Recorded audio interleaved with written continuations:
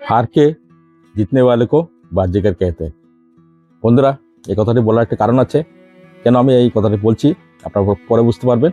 তো প্রথমে আমি আপনাকে একটি ভিডিও ক্লিপ দেখাবো, ঠিক আছে? তারপরে এই কথা নিয়ে আলোচনা করব। বন্ধুরা, এখন বর্তমানে কমনওয়েলথ গেমস 2026 চলছে।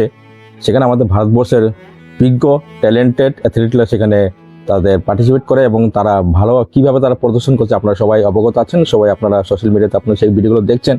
কিন্তু তার মধ্যে আমি আজকে একটি বিশেষ একটি প্রতিবেদন নিয়ে আপনাদের সামনে আসলাম। আমাদের মণিপুর রাজ্যের এক খুবই ট্যালেন্টেড অ্যাথলিট, ওনার নাম হচ্ছে মীরাবাই চানু। আপনারা ওনাকে সবাই ভালো মতো চিনেন, ঠিক আছে? ওনার যে প্রদর্শন করলেন, ঠিক আছে, কীভাবে প্রদর্শন করলেন, কীভাবে ভারতের মনকে জয় করলেন, আপনারা আজকের এই ভিডিওতে আপনারা বুঝতে পারবেন। তো ভিডিও শুরু করার আগে আমি সঞ্জীব সিনহা স্বাগতম জানাই আমার ইউটিউব চ্যানেল সিনহা জানিতে এবং ফেসবুক প্রোফাইল সঞ্জীব সিনহাতে আপনারা ফলো এবং সাবস্ক্রাইব করতে বলবেন না, এবং তার সঙ্গে আপনাদের মূল্যবান মতামত আমাকে নিশ্চয়ই কমেন্টের মাধ্যমে জানাবেন, ঠিক আছে? তো বন্ধুরা, আর বেশি দেরি করবো না, চলুন দেখা যাক সেই ভিডিও ক্লিপসটি। বন্ধুরা, 31 বছরের আমাদের মীরাবাই চানু, উনি কমনওয়েলথ গেম সেখানে গিয়ে পার্টিসিপেট করেন। 48 কিলোর যেটা ওয়েট লিফটিং যেটা খেলা আছে সেখানে উনি প্রদর্শন করেন এবং উনি গোল্ড মেডেল জয়যুক্ত করেন, ঠিক আছে? ভারতের জন্য প্রথম গোল্ড মেডেল উনি নিয়ে আসলেন, ঠিক আছে? খুবই একটি গর্বের বিষয়। সমগ্র ভারতবর্ষের আমাদের মণিপুর রাজ্যের মীরাবাই চানুর জন্য অনেক গর্বিত, অনেক প্রাউড ফিল করছে। আমি অনেক প্রাউড ফিল করছি, খুব বেশি ভালো লাগছে। তো আপনারা দেখতে পাচ্ছেন ওনার এই আপনার ভিডিও ক্লিপসে আপনারা দেখতে পাচ্ছেন উনি সেখানে গিয়েছিলেন এবং সেখানে গিয়ে উনি পার্টিসিপেট করেন এবং ওনার ফার্স্ট গোল্ড মেডেল উনি ভারতের জন্য উনি জয়লাভ করেন, ঠিক আছে? খুবই একটি ভালো লাগা একটি বিষয়। সমগ্র এখন ভারতবর্ষে এবং সমগ্র বিশ্বে ওনার এই প্রতিভা, ওনার যেই ট্যালেন্টটি এখন বর্তমানে সমগ্র বিশ্বে এটা নিয়ে সমালোচনা চলছে। আপনার ভিডিও ক্লিপসে দেখতে পাচ্ছেন, খুবই একটি ভালো লাগার বিষয়। মীরাবাই চানুর ওনার এই প্রচেষ্টা, ওনার এই আমাদের ভারতবর্ষের জন্য যেভাবে তিনি সেখানে প্রদর্শন করেন, তিনি লাগাতার 3 বার গোল্ড মেডেল উনি জয়লাভ করেন।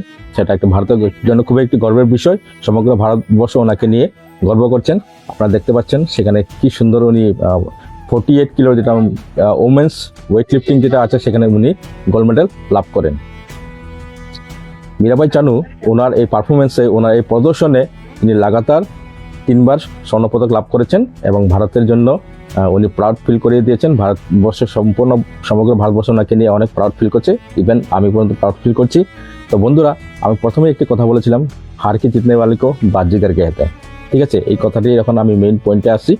কেননা 2016-তে যখন একটা অলিম্পিকে যখন সেখানে খেলা যখন হয় বা যেখানে প্রদর্শন করা হয়, তখন সেখানে আমাদের মীরাবাই চানু সেখানে অংশগ্রহণ করেছিলেন, কিন্তু সেখানে তিনি ওয়েট লিফটিংয়ে তিনি কোয়ালিফাই করতে পারেননি, ঠিক আছে? উনি বিফল হয়েছিলেন।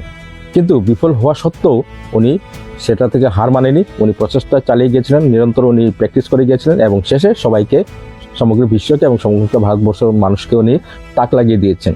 এটা হলো একটা বিশেষ একটা উদাহরণ। এই জন্য বলছি, হারকে জিতনে वाले को বাজিগার कहते हैं, ঠিক আছে? তো এটা থেকে আপনারা কি শিখতে পারেন বা আমরা কি শিখতে পেলাম, যে কোনো দিন যখন আমরা হার মানি, কিন্তু হার মানে আমরা সেটাকে নিয়ে আমরা বসে থাকার কোনো দরকার নেই। আমরা চেষ্টা চালিয়ে যেতে হবে আমাদেরকে, তখন গিয়ে আমরা একদিন না একদিন সফল হতে পারবো। এই কথাটি আমি বলছি এই ভিডিও থেকে, আপনারা এটা শিখতে পেরেছেন হয়তো, ঠিক আছে? তো বন্ধুরা, আজকে হলো আমার এই বিশেষ প্রতিবেদন এবং সর্বশেষে আমি আরেকটি ক্লিপ আপনাকে দেখাচ্ছি।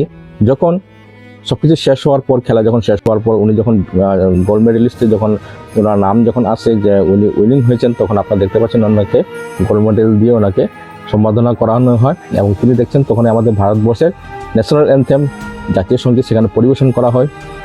ওনার চোখ থেকে চোখের জল পড়ছে। এই দৃশ্যটি সবথেকে ভালো লাগা একটি দৃশ্য সবাইকে, ইভেন আমি পর্যন্ত সেটা দেখে অনেক ইমোশনাল হয়ে গেছিলাম। কেননা একটা খুশির একটা ব্যাপার, উনি কিভাবে ওনার ভিতরে অন্তরে থাকা যে দেশের প্রতি প্রেম মায়া উনি সেখানে দেখিয়েছেন। আপনারা দেখতে পাচ্ছেন ওনার চোখ থেকে জল পড়ছে। তো বন্ধুরা, এ ধরনের অ্যাথলিট আমাদের ভারতবর্ষে আছেন, অনেক ভালো ভালো অ্যাথলিট আছেন, তারা অনেক এখানে ভালো তারা যা পারফরমেন্স করছেন আপনারা এখন বর্তমানে সোশ্যাল মিডিয়াতে আপনারা দেখতে পাচ্ছেন, ঠিক আছে বন্ধুরা?